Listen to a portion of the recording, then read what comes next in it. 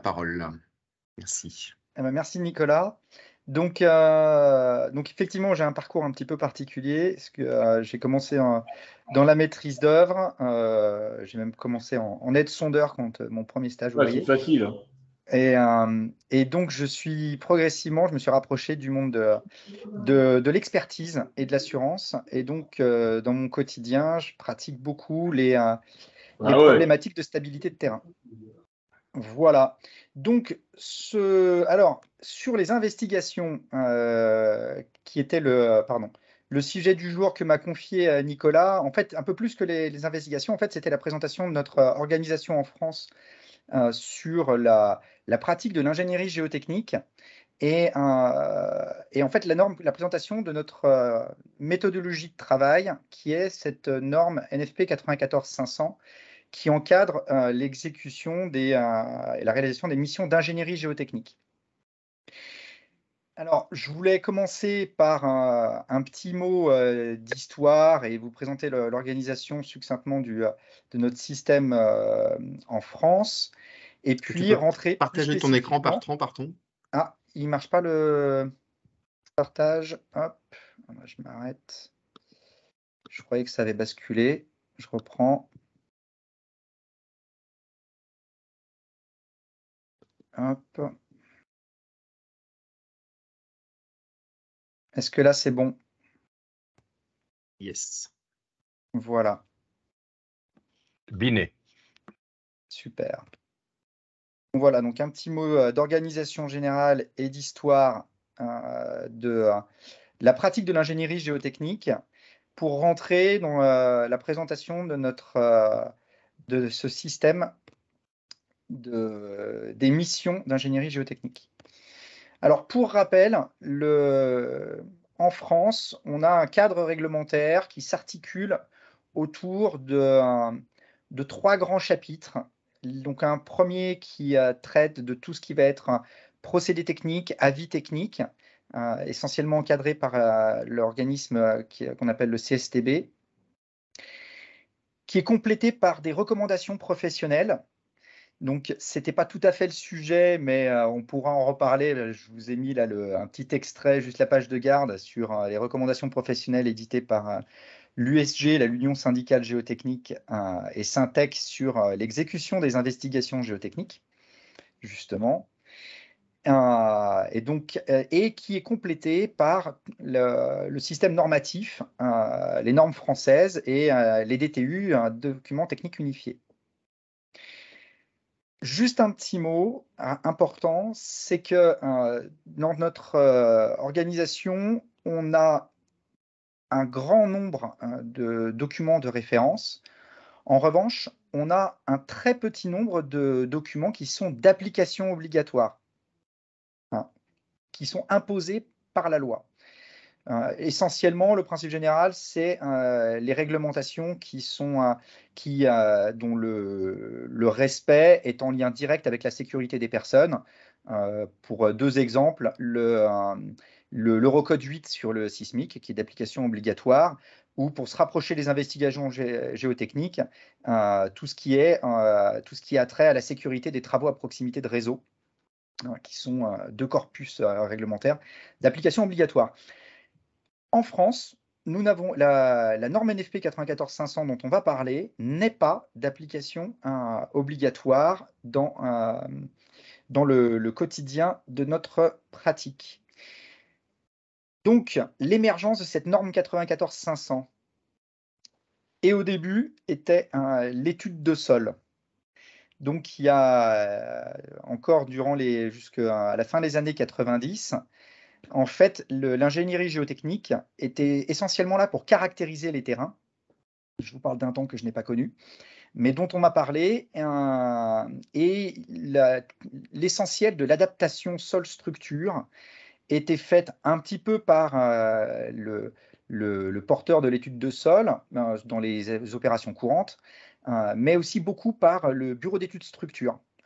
Et donc, on voit encore les anciens de l'ingénierie structure qui ont une capacité d'immixtion dans la conception des ouvrages géotechniques qui, de temps en temps, est assez marquée. Donc, de l'étude de sol, en fait, on s'est rendu compte qu'il y avait un problème. C'est que l'adaptation sol-structure, ce n'était pas juste caractériser une géologie, mais c'était progressivement accompagner l'élaboration du projet pour être à chaque étape vigilant à ce qu'il y ait un équilibre qui se fasse entre les contraintes du site et les spécificités du projet.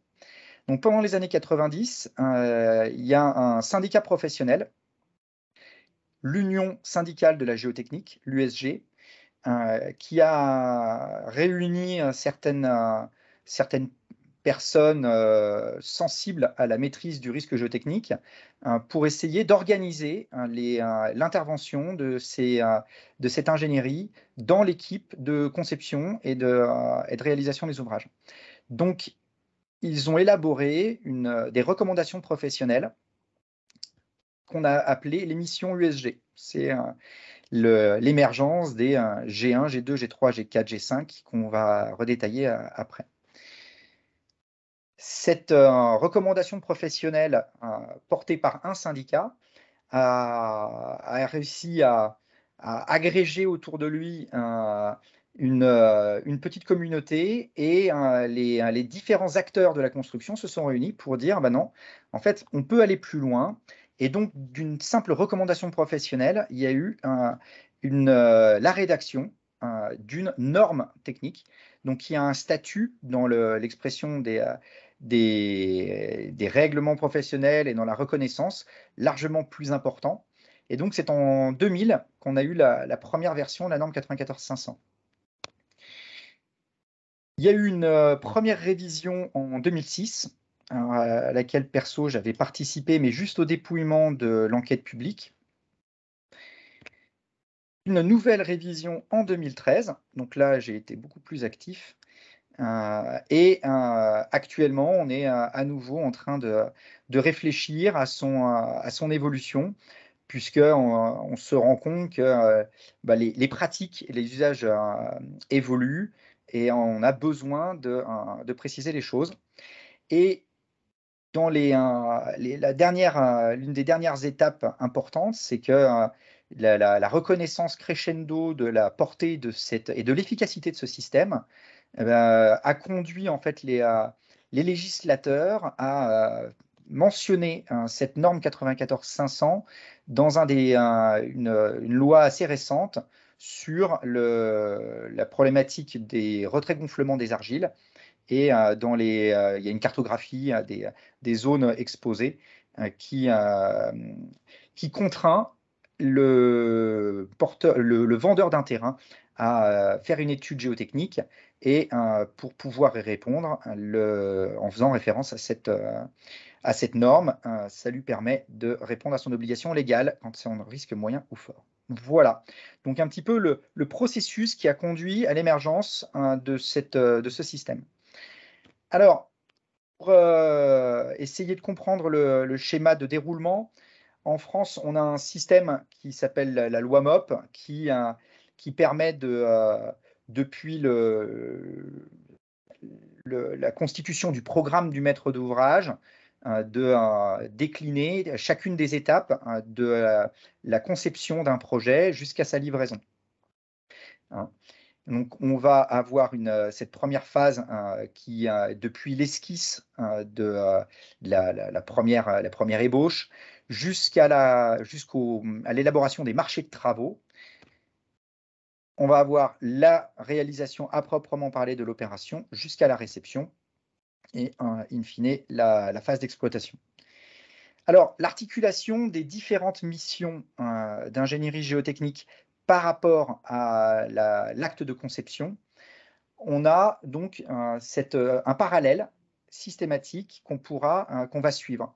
Donc, il va y avoir une première étape qui seront les études préalables, qui sont les missions G1 et qui seront mises en parallèle. Donc, G1 études de site et G1 PGC, principes généraux de construction, qui seront en parallèle des premières phases de conception de la maîtrise d'œuvre, voire l'intercalation avec le programme. Je reviendrai sur ce point qui me semble très important. L'objectif dans les phases amont, c'est d'identifier les risques. pour ensuite rentrer dans la phase de conception, donc avec les 3 étapes avant-projet, projet et DCE-ACT, qui là sont traitées dans la phase de G2 conception et qui aboutissent au marché de travaux. Enfin, on a toute la phase de réalisation où on va s'appliquer au contrôle de la réalisation, à la conformité du modèle et éventuellement aux adaptations, avec une articulation un petit peu particulière, avec 2 missions qui se réalisent en parallèle. Je vais vous le détailler un petit peu après. Je ne parle pas de la mission G5, qui est une mission un petit peu particulière. C'est pour des diagnostics et des études spécifiques qui peuvent intervenir à chaque moment et qui doivent être ensuite reprises, réexploitées dans une des missions G1 à G4. Voilà. Alors, quand on se remet en parallèle, là dans le déroulé, les études préalables et les études de conception jusqu'à la rédaction des marchés de travaux. Donc, le processus qui est suivi, c'est un processus qui est itératif. Donc, quand on se place côté réalisateur, le point de départ, c'est le programme du client. Sauf que, en fait, ce programme, pour pouvoir être parfaitement, je dirais, renseigné et même conforme si on s'inscrit dans le code de la commande publique, eh bien, en fait, le code de la commande publique impose au maître d'ouvrage d'avoir une première caractérisation de l'environnement du site dans lequel on va s'intégrer. Et donc, la toute première étape, c'est la mission G1 étude de site qui, pour être composer un programme suffisant avant la consultation de la maîtrise d'œuvre, pour aider à la consultation de la maîtrise d'œuvre, doit s'appuyer sur la G1 étude de site. Donc, il va y avoir ensuite, ce programme va être transféré à l'architecte, mais au-delà de l'architecte, c'est toute l'équipe de maîtrise d'œuvre. Et on va rentrer dans un processus itératif. L'architecte établit une esquisse et les différents ingénieurs vont, et on sait essentiellement l'ingénierie structure ou voirie réseau divers pour les travaux d'aménagement extérieur, vont travailler les uns à la suite des autres et consolider chaque dossier avant-projet. Donc là, on va avoir la G2 AVP et on continue à tourner pour à chaque fois rentrer dans des détails un peu plus poussés, la G2 Pro pour aboutir à la G2 DCE-ACT. Et vous allez me dire, par rapport au sujet de Nicolas, et les investigations dans tout ça? Eh bien, en fait, la norme 94-500 ne détaille pas le contenu des investigations nécessaires à chaque étape. C'est laissé à la prérogative de l'ingénierie géotechnique.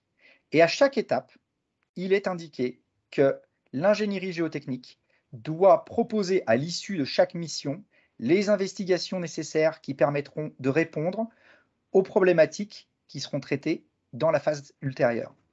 Et donc, on enrichit progressivement la compréhension du site. On précise le modèle géotechnique à chaque étape. Et pour ensuite rentrer dans la phase de réalisation avec les études d'exécution des ouvrages qui sont réalisées par la G3, supervisées par la G4, et ensuite le contrôle continu de l'entreprise avec la G3 suivie, supervisée par la G4, supervision du contrôle interne de l'entreprise. Ces 2 missions ne se substituant pas ni pour la G3,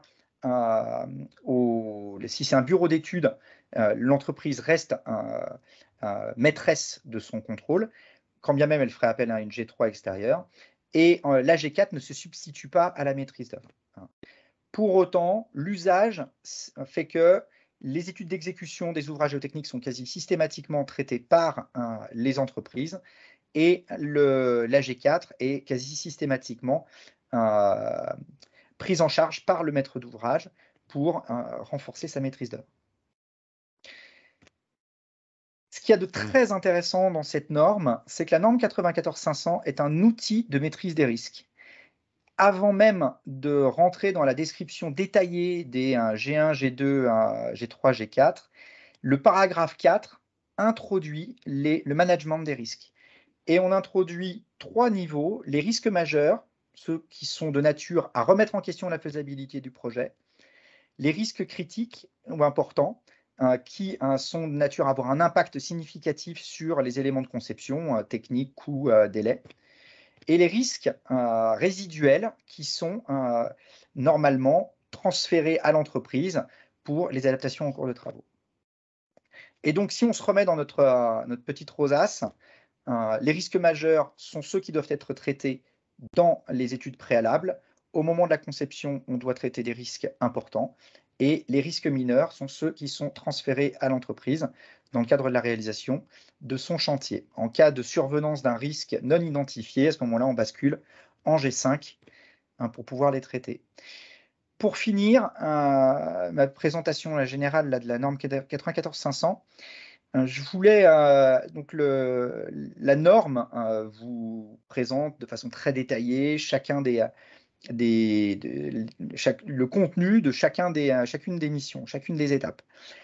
Et on a une annexe qui a été introduite lors de la dernière version de 2013, que je trouve très intéressante et qui finalement est assez peu exploitée encore, et qui éclaire en fait, étape par étape, ce que l'on doit obtenir.